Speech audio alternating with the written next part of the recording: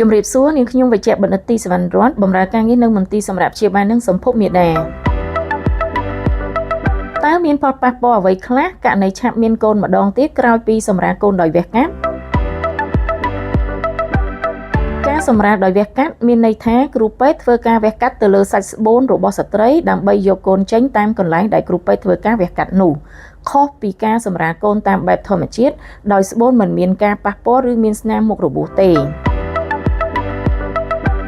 តាក់ទងនឹងកន្លែងដែលគ្រូពេទ្យធ្វើការវះកាត់នោះជាទូទៅសាច់ស្បូនអាចមានស្ថានភាពផុយស្រួយជាងសាច់ស្បូនធម្មតាដែលមិនធ្លាប់ទទួលការវះកាត់ដូចនេះបើស្ត្រីឆាប់មានកូនស្ត្រីអាចប្រឈមមុខនឹងការរហែកស្បូនឬហៅថាធ្លីស្បូន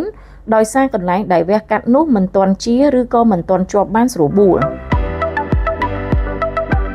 តាក់ទងនឹងការធ្លីស្បូនភាគរយច្រើនកម្រឃើញនៅក្នុងពេលពោះណាស់វាច្រើនកើតនៅពេលដែលស្ត្រីមានសញ្ញានៃការឈឺពោះមានន័យថានៅពេលដែលមានសញ្ញាស្បូនកន្ត្រាក់រឹងទៀងទាត់ញាប់ទៅឬនៅពេលដែលស្ត្រីប្រឹងកាត់កូនតាមធម្មជាតិដែលពេលនោះគឺមុខរបួសលើស្បូនអាចស្ដើងខ្លាំងទៅនិងអាចឈានទៅដល់ការរហែកតាក់ទងនឹងការរហែកស្បូននេះដែរគឺវាអាចប៉ះពាល់ដល់សុខភាពស្ត្រី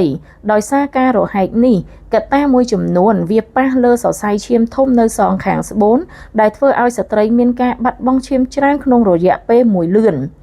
បន្ទាប់មកទៀតក៏មានផលប៉ះពាល់ដល់កូនដោយសារតែករណីមួយចំនួនកូនខ្លះអត់បានធ្លាក់ចូលក្នុងអាងត្រគាកចេញតាមទ្វារមាសរបស់ស្ត្រីទេតែបែរជាធ្លាយចូលទៅក្នុងពោះរបស់ស្ត្រីទៅវិញ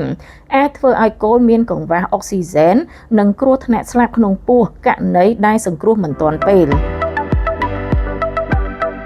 ដូចនេះករណីឆាប់មានកូនម្ដងទៀតក្រោយសម្រាលដោយវះកាត់អាចធ្វើឲ្យស្ត្រីប្រឈមមុខខ្ពស់ជាមួយនឹងការរហែកស្បូន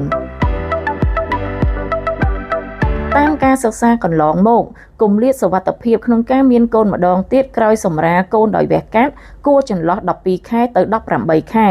និងមានការសិក្សាខ្លះមានចន្លោះរហូតទៅដល់18ខែទៅ24ខែកាលណាស្ត្រីទុកពេលកាន់តែយូរក្នុងការមានកូនម្ដងទៀតបន្ទាប់ពីវះកាត់កូនមុនអត្រាភាគរយនៃកត្តាប្រឈមមុខក៏ធ្លាក់ចុះតាមនោះដែរផ្ទុយមកវិញបើគាត់ឆាប់មានកូនម្ដងទៀតអត្រាភាគរយគ្រោះថ្នាក់ក៏កាន់តែកើនឡើងផងដែរ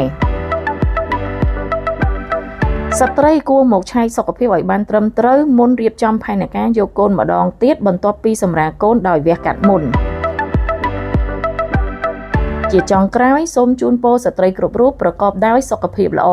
សូមអរគុណសូមជម្រាបលា